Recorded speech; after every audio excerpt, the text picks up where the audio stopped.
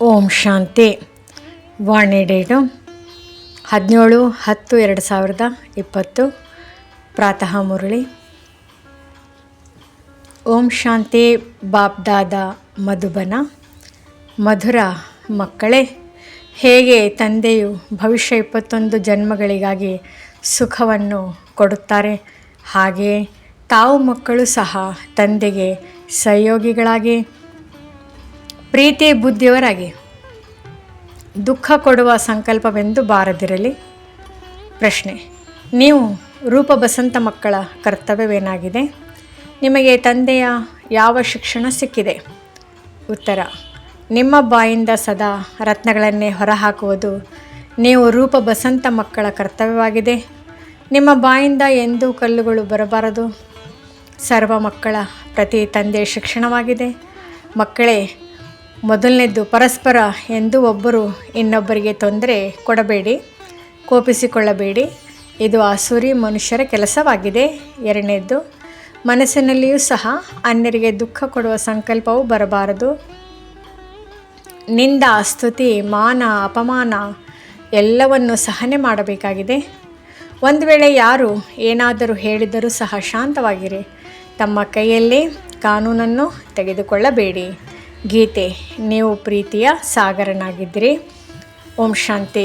ಜ್ಞಾನ ಮತ್ತು ಅಜ್ಞಾನ. ನೀವು ಮಕ್ಕಳಿಗೆ ಈಗ ಜ್ಞಾನವಿದೆ. ಭಕ್ತರು ಯಾರ ಮಹಿಮೆ ಮಾಡುತ್ತಾರೆ ಮತ್ತು ಇಲ್ಲಿ ಕುಳಿತಿರುವ ನೀವು ಮಕ್ಕಳು ಯಾರ ಮಹಿಮೆಯನ್ನು ಕೇಳುತ್ತೀರಿ? ರಾತ್ರಿ ಹಗಲಿನ ಅಂತರವಿದೆ. ಅವರಂತೂ ಕೇವಲ ಹಾಗೇ ಮಹಿಮೆ ಮಾಡುತ್ತಿರುತ್ತಾರೆ. ಅಷ್ಟು ಪ್ರೀತಿ ಇರುವುದಿಲ್ಲ, ಏಕೆಂದರೆ ಯಥಾರ್ಥವಾದ ಪರಿಚಯವಿಲ್ಲ. ನಿಮಗೆ ತಂದೆಯ ತಮ್ಮ ಪರಿಚಯವನ್ನು ನೀಡಿದ್ದಾರೆ.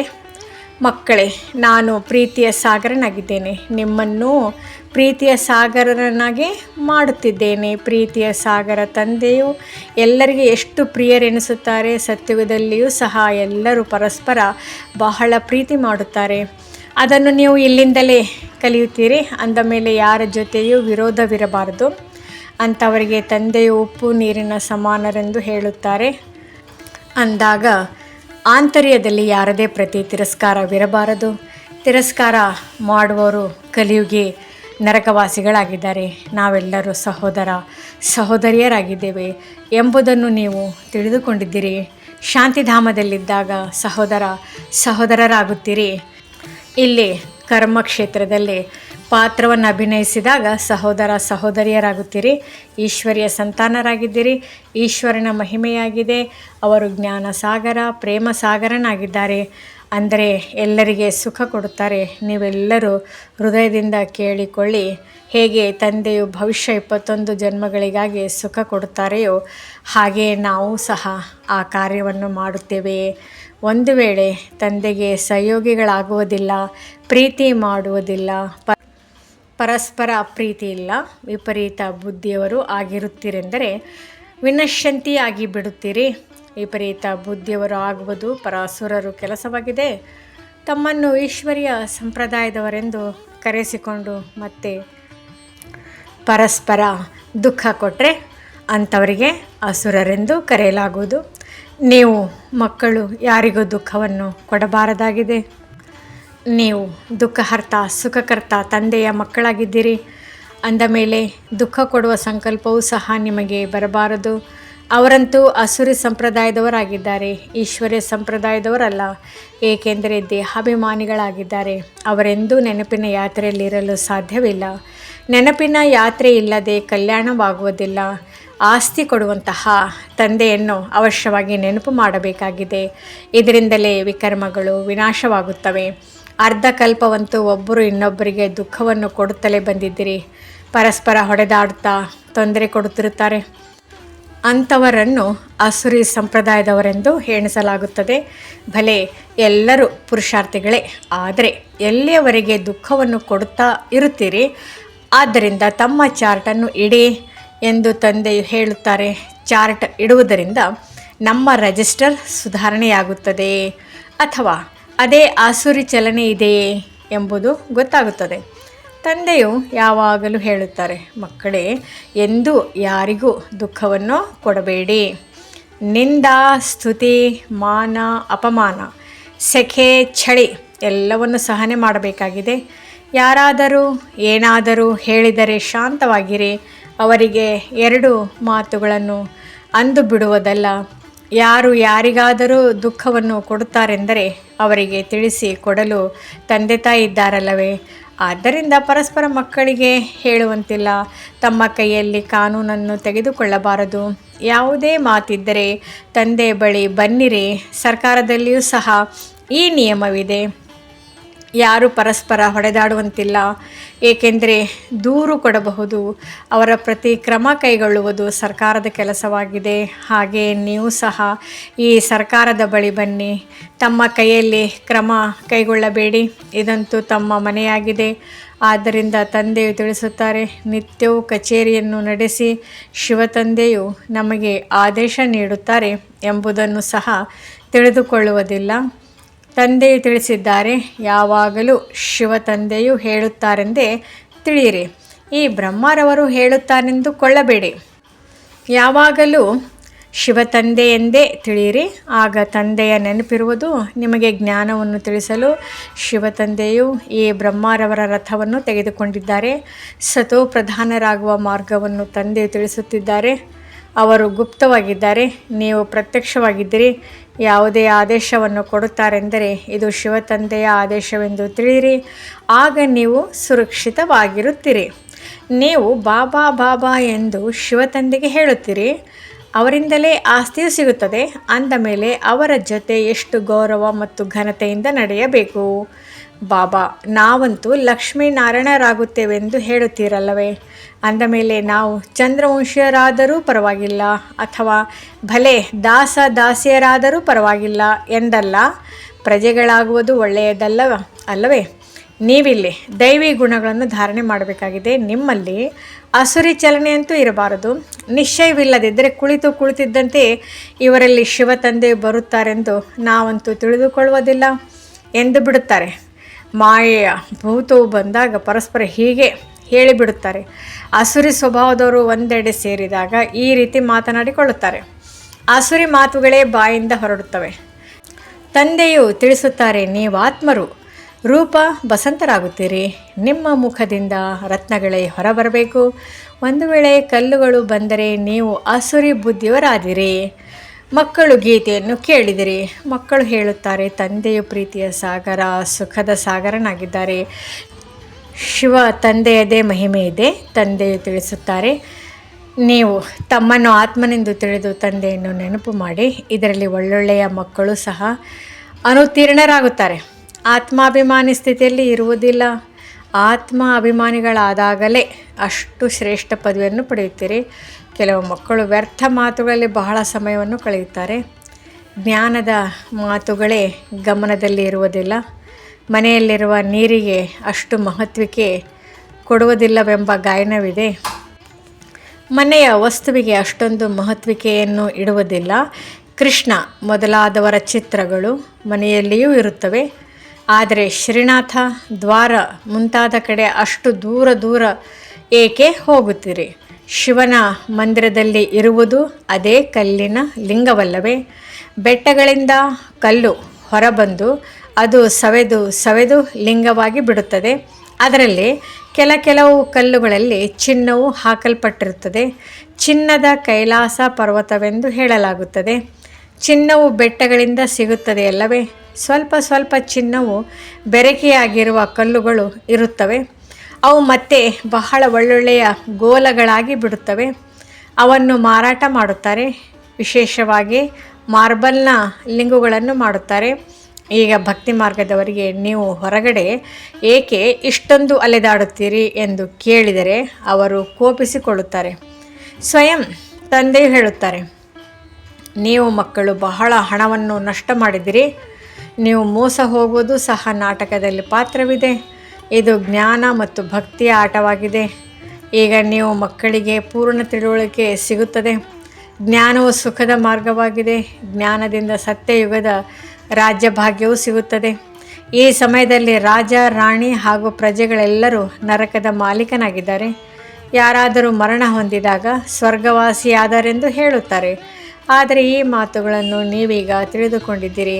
ನೀವೀಗ ಹೇಳುತ್ತೀರಿ, ನಾವು ಸ್ವರ್ಗವಾಸಿಗಳಾಗಲು ಸ್ವರ್ಗದ ಸ್ಥಾಪನೆ ಮಾಡುವ ತಂದೆಯ ಬಳಿ ಕುಳಿತಿದ್ದೇವೆ. ಜ್ಞಾನದ ಹನಿಯು ಸಿಗುತ್ತದೆ. ಸ್ವಲ್ಪ ಜ್ಞಾನವನ್ನು ಕೇಳಿದರೂ ಸ್ವರ್ಗದಲ್ಲಿ ಅವಶ್ಯವಾಗಿ ಬರುತ್ತಾರೆ. ಆದರೆ ಪದವಿಗಳು ಪುರುಷಾರ್ಥದ ಮೇಲೆ ಆಧಾರಿತವಾಗಿದೆ. ಗಂಗಾಜಲದ ಒಂದು ಹನಿಯನ್ನು ಬಾಯಲ್ಲಿ ಹಾಕಿದರೂ ಸಹ ಪತಿತರಿಂದ ಪಾವನರಾಗಿ ಬಿಡುತ್ತಾರೆಂದು ತಿಳಿಯುತ್ತಾರೆ.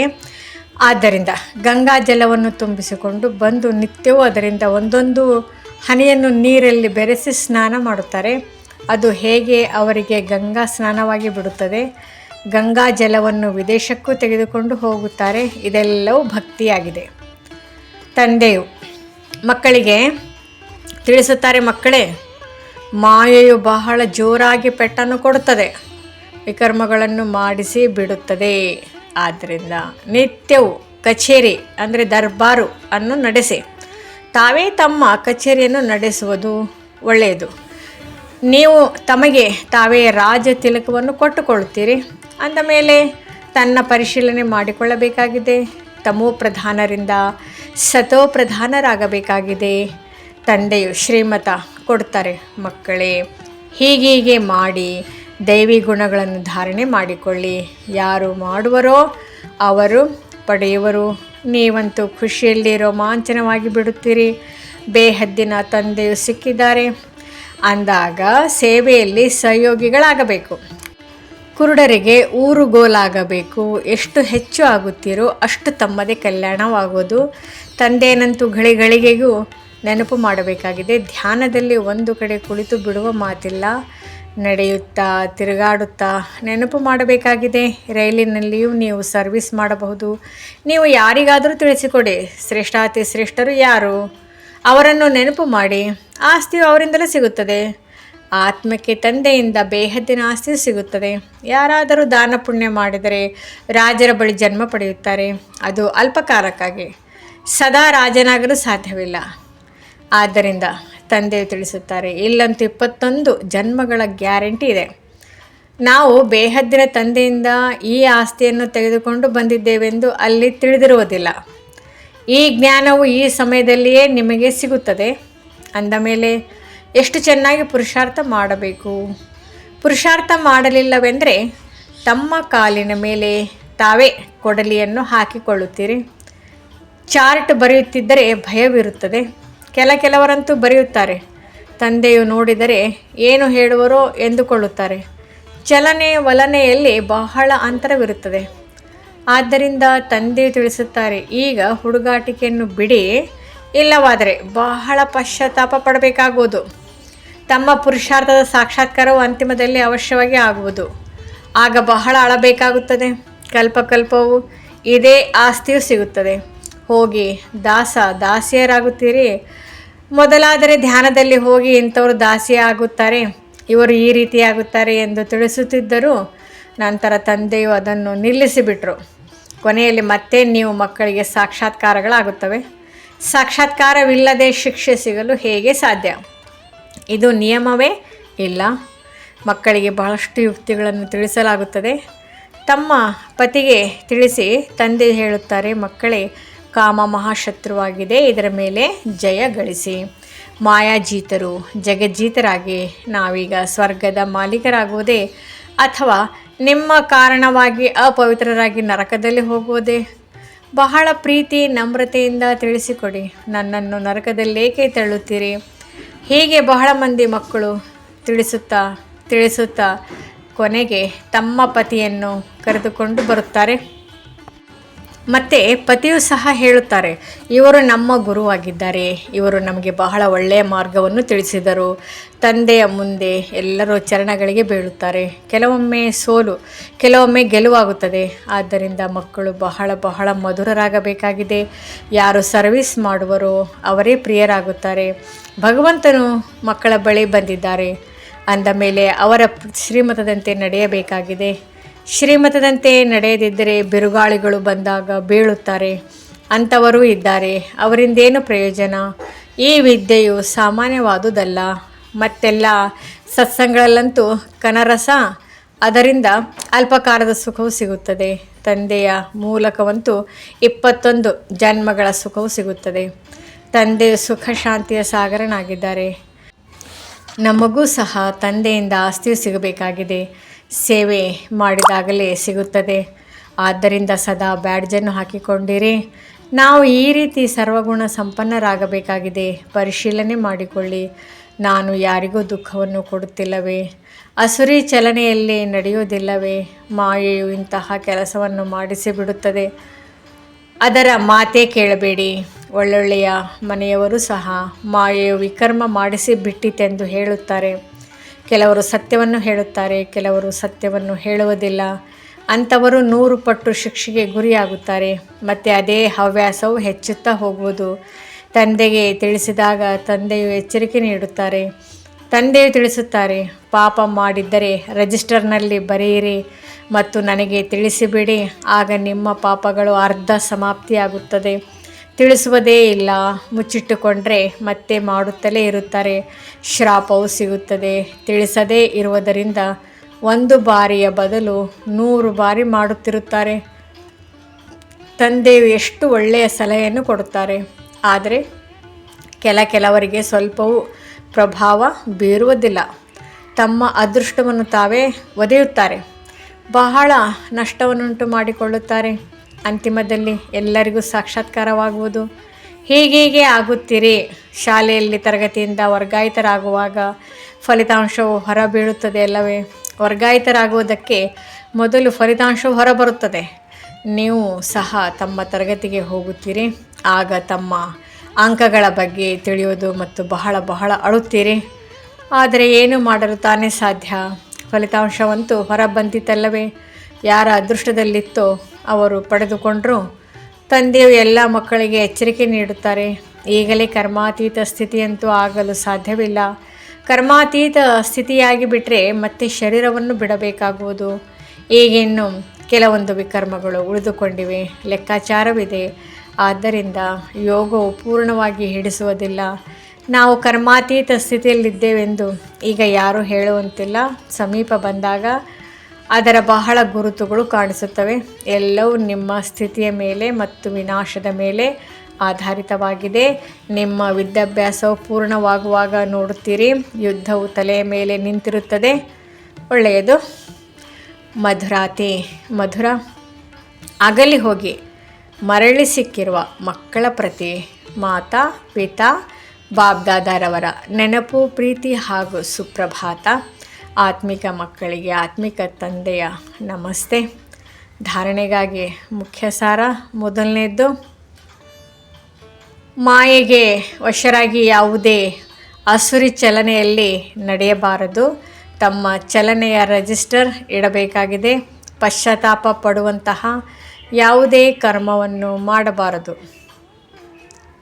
2ನೇ ಪಾಯಿಂಟ್, ಬಹಳ ಪ್ರೀತಿ ಮತ್ತು ನಮ್ರತೆಯಿಂದ ಸೇವೆ ಮಾಡಬೇಕಾಗಿದೆ.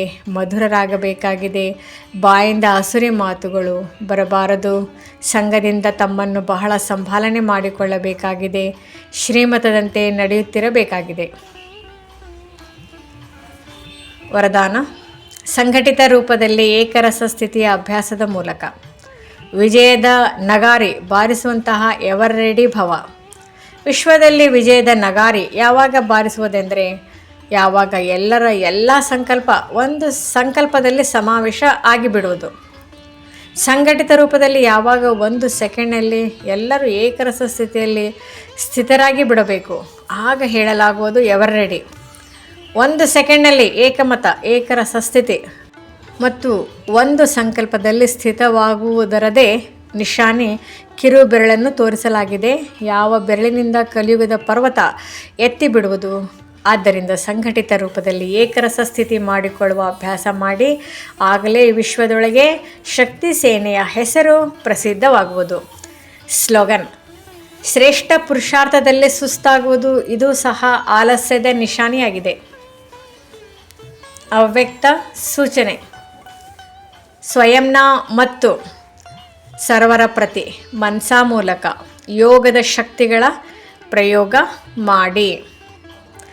ತಾವು ತಮ್ಮ ಆತ್ಮಿಕತೆಯಿಂದ ತಮ್ಮ ಸಂಕಲ್ಪಗಳನ್ನು ಸಿದ್ಧಿ ಮಾಡಿಕೊಳ್ಳಬಹುದು.